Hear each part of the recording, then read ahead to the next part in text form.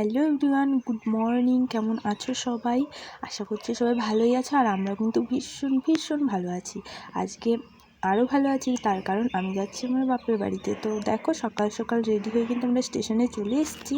তো সেরকম ভালো করে ভিডিও করতে পারিনি, কারণ আমি এই প্রথমই কিন্তু বাইরে গিয়ে ভিডিও করছি, তাই জন্য তোমরা একটু মানিয়ে নিও। তো যাই হোক, দেখো আমরা প্রথমে লোকাল ট্রেনে চেপে বর্ধমান স্টেশনে চলে এসেছি। এবার আমরা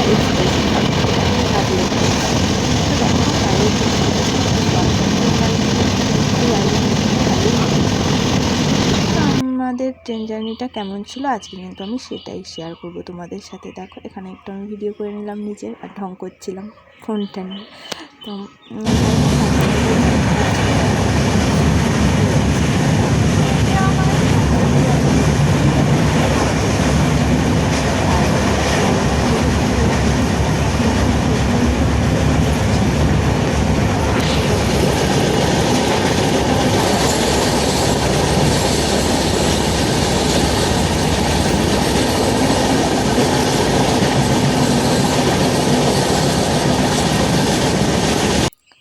তো ট্রেনে সারাদিন কী কী হচ্ছিলো সেগুলো ভিডিও করতে করতেই কেটে যাচ্ছিলো। তো দেখো, এখানে এই লোকটা চলে এসেছিলো।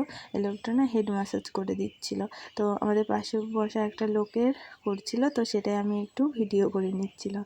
আর তোমরাও যদি কেউ করাতে চাও এই ট্রেনে উঠে, তাহলে করাতে পারো, ভালোই করায়। লোকটা বলছিল মানে দারুণ আরাম হয় মাথাটা, আর মাথা ম্যাসাজ করলে তো ভালোই হয়, মাথা ঘাড় সব ম্যাসাজ করে দিচ্ছিলো।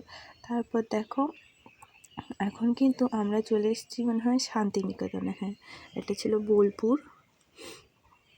তো বোলপুরে আমি সেরকমভাবে কখনো যাইনি, এই ট্রেন দিয়েই যতটুকু দেখতে পাই ততটুকুই কিন্তু দেখি। তো স্টেশনটা ভালোই ছিল, সুন্দর ছিল দেখতে। তো তারপর দেখো, আমার বড় আমাকে একটা পালস চকলেট দিয়ে দিয়েছিলো, আমিও খেয়ে নিচ্ছিলাম। তারপর আর দেখো, এখানে আবার দই চলে এসেছিলো, আমি খাচ্ছিলাম। তারপর আমার মনে পড়লো, ও আমি তো ভিডিও করছি, একটু শেয়ার করে দিই।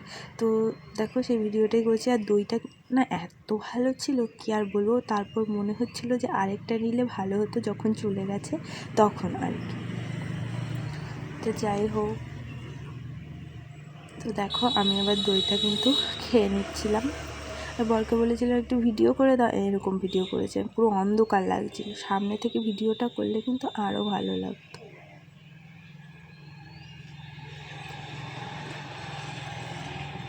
তারপর দেখো, তখন মনে হয় 1টা মতন বাজে। তারপর কিন্তু আমাদের খাবার দিয়ে গেছিলো। আমাদেররা খাবার অর্ডার করেছিলাম, কি সে আবার বাড়ি থেকে বয়ে বয়ে নিয়ে আসে। আর ট্রেনের খাবারটাও না সেরকম অতটাও ভালো ছিল না।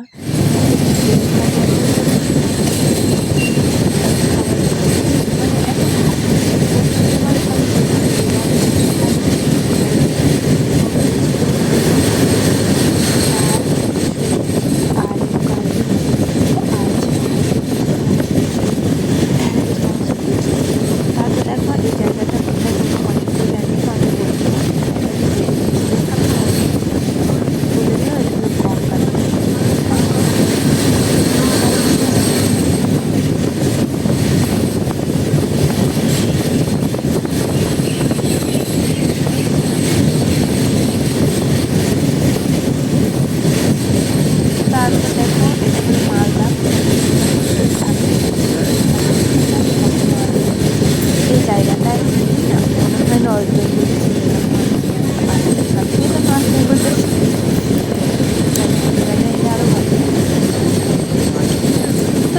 দেখো, কখন চার আমরা লিগার থেকে ঢুকেছিলাম, সেটা আসলে তখন, তাই জন্য আমি কফি নিয়ে নিয়েছিলাম। আর কফিটাও এত টেস্টি ছিল, কফিটা খুব ভালো ছিল, সত্যি ভালো করে বানিয়ে দিয়েছিল কাকুটা। তো যাই হোক, দেখো আমরা একটু কফি খেয়ে নিলাম।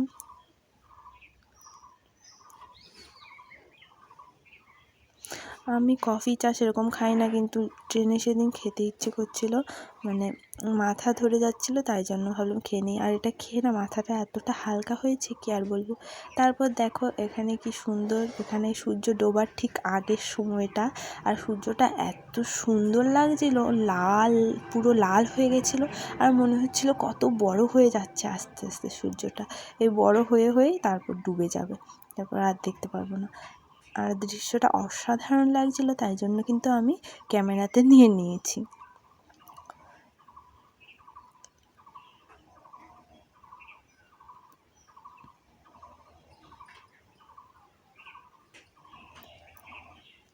তারপর দেখো এখানে সন্ধে হয়ে গেল। এটা মনে হয় এনজিপিতে, কিছুক্ষণ পর আমরা এনজিপিতেও ঢুকে গেছিলাম, সেই ভিডিওটাই করেছি।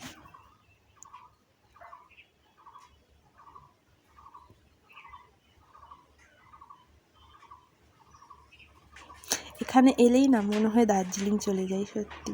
আর শিলিগুড়িতে তো ঘোরার জায়গার অভাব নেই। আমি শিলিগুড়িতে কিছুদিন থেকেছি, অনেক ঘুরেছি অনেক, কিন্তু খুব ভালো জায়গা সত্যি। শিলিগুড়িতে একবার গেলে মনে হয় আর কি অন্য কোথাও যাব না, এরকম আর কি। একটা খুব ভালো জায়গা, মানে শিলিগুড়ির কোণে কোণে ঘোরার জায়গা। তোমরা যদি কেউ শিলিগুড়িতে থেকে থাকো অবশ্যই জানবে, যারা শিলিগুড়িতে আর কি থাকো। তো চলো ভিডিওটা কন্টিনিউ করতে থাকি। 2000 years later.